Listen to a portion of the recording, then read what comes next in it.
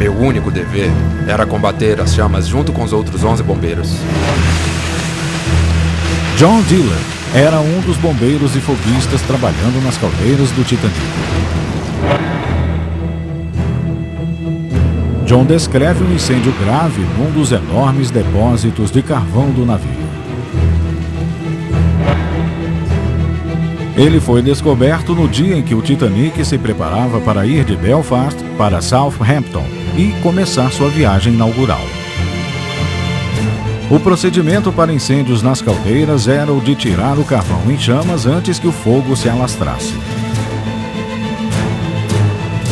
Mas o Titanic era o maior navio já construído e suas caldeiras tinham a altura de 3 andares. Não fizemos nenhum progresso contra o fogo. Alguns dos foguistas mais durões com quem já trabalhei estavam preocupados. Então, o incêndio não parou? Não, senhor. Está ficando pior, é um fogo intenso. Os passageiros sabiam? Não. Não falem sobre isso com os passageiros, nem com ninguém. Sim, senhor. Então, quando apagaram o fogo? Nunca apagamos. Desde o dia em que navegamos, o Titanic estava pegando fogo.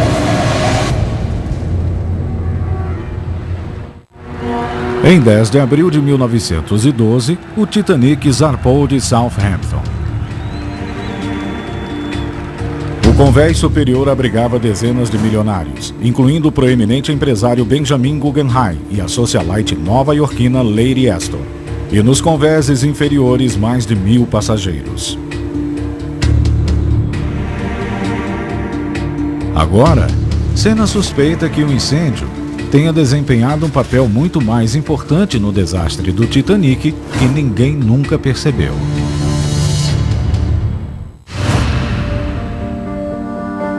O jornalista irlandês Senna Moloney está investigando se um incêndio num depósito de carvão a bordo do Titanic foi grave o bastante para ter contribuído no naufrágio do navio.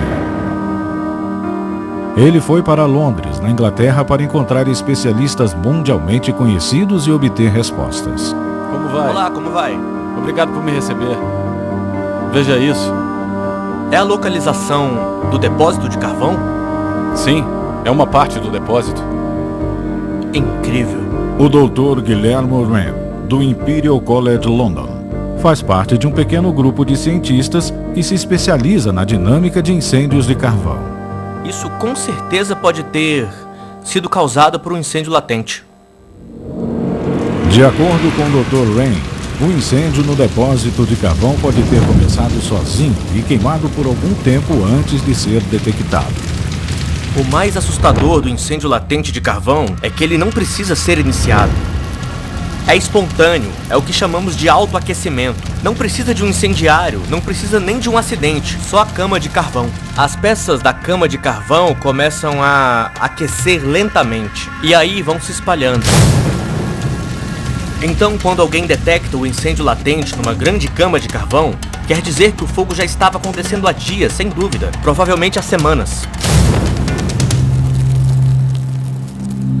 O incêndio foi descoberto no dia em que o Titanic zarpou de Belfast. Mas o carvão tinha sido carregado em seus depósitos 3 semanas antes. Eu tenho relatos de pessoas que entraram a bordo em Belfast e que viram um incêndio latente num depósito de carvão lá. Isso significa, fatalmente, que ele já estava queimando há semanas? Sim. É mesmo? A dificuldade é que quando você começa a notar um cheiro ou sinais de que tem um incêndio acontecendo no seu depósito, já é tarde demais. E é muito difícil extinguir o fogo. Combustíveis latentes têm uma gama de temperaturas altas, de temperaturas máximas que vão de 500 até talvez 1000 graus Celsius. Queimando a mais de 980 graus Celsius. Esse incêndio acidental poderia explicar a marca escura nas fotos. O carvão estava empilhado diretamente contra o casco numa divisão interna à prova d'água chamada de antepara. Ambos eram críticos para manter o navio flutuando. Expor os dois a temperaturas extremas de um incêndio de carvão era bastante arriscado. A pior das hipóteses é que ele comece a afetar severamente as propriedades mecânicas da estrutura. É uma falha no projeto. Sim, é uma falha no projeto. Digamos que eu não sairia num navio sabendo que tem um incêndio latente lá dentro. Então, por que os donos do Titanic mandaram seu navio para o mar com um enorme incêndio abaixo dos convéses? Será que a resposta está nas origens conturbadas do Titanic e de seu navio irmão, o Olympic? Na superfície, eles eram um projeto de prestígio para seus donos. Ele era chamado em alguns lugares de o Rei do Oceano, e uma carreira espetacular estava prevista para ele. O Olympic era literalmente uma maravilha do mundo. Mas nos bastidores, a White Star estava perdendo negócios para sua rival, a Cunard. A empresa havia sido comprada alguns anos antes pelo magnata americano das finanças J.P. Morgan, por um custo inflado de $800 milhões no dinheiro de hoje. E o Grupo Marítimo de Morgan, IMM, já estava seriamente endividado e lutando para conter seu prejuízo. O presidente da White Star, J. Bruce Ismay, estava sob pressão para construir uma nova frota rapidamente e tirar vantagem do comércio transatlântico de passageiros. Com mais perguntas do que respostas, Senan veio para conhecer o autor Brad Matson, especialista na construção do Titanic. Não pesquisei muito sobre o incêndio do depósito de carvão porque muitas pessoas descartaram isso. Agora que estou sabendo que tem novas provas, estou muito interessado em investigar isso. Nossa, nunca tinha visto essas fotos. Não, isso é completamente inédito. Brad esclarece a decisão do proprietário de navegar com o perigoso incêndio convés abaixo. A urgência comercial que estava pressionando a White Star Line os forçava a tomarem atalhos que não deveriam tomar para colocarem esses navios ao mar imediatamente. A empresa de Hurland & Wolff projetou o Titanic aqui na sala de esboço em Belfast. Em várias ocasiões, o presidente da White Star, J. Bruce Ismay, respondeu a pressões orçamentárias alterando o projeto deles. Houve reduções nas vigas e nas dimensões do aço, no número de botes salva-vidas e numa série de outros aspectos na construção do navio. Para garantir a De acordo com Brad Matson, sua pesquisa nos arquivos de Hurland & Wolff revelaram que o arquiteto-chefe Thomas Andrews foi forçado a cortar o número de botes salva-vidas pela metade e a reduzir a largura do chapeamento de aço do casco. O primeiro alerta de que a White Star tinha ido um pouco longe demais veio em setembro de 1911, quando o navio irmão Olympic colidiu com a HMS Hope da Marinha Britânica no Canal da Mancha. As fotos mostram um enorme buraco no casco do Olympic. O aço fino de pior qualidade foi facilmente dilacerado na colisão em velocidade lenta. O dano deveria ter sido um alerta para o Titanic, diz o metalúrgico Dr. Martin Strangwood. Havia muitas rachaduras no aço, o que não era uma boa ideia.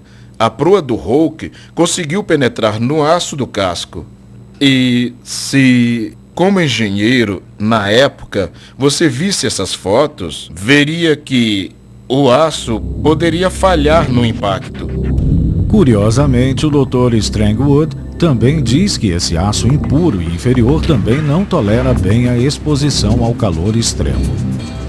O aço deve ser resistente aos efeitos de um incêndio, tanto quanto possível. Então, você quer ter o aço mais puro.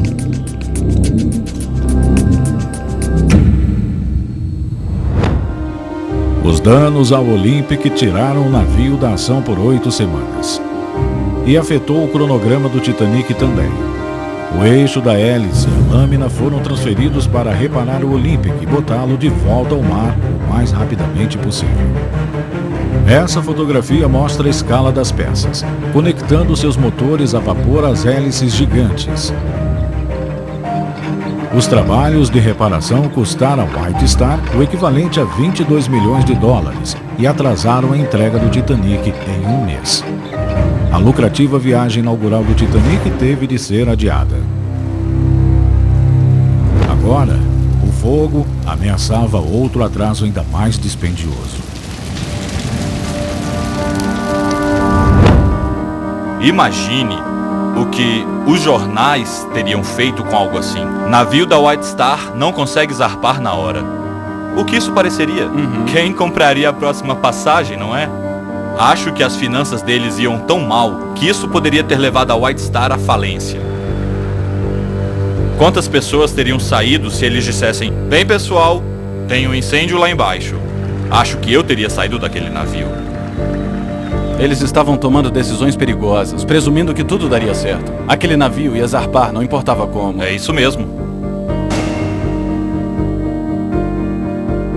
O Titanic avançou seu cronograma.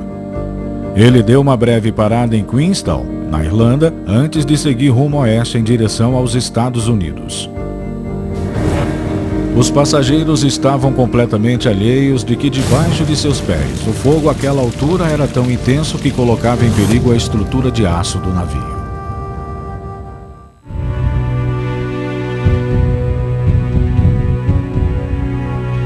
O Titanic estava a menos de 3 dias de Nova York.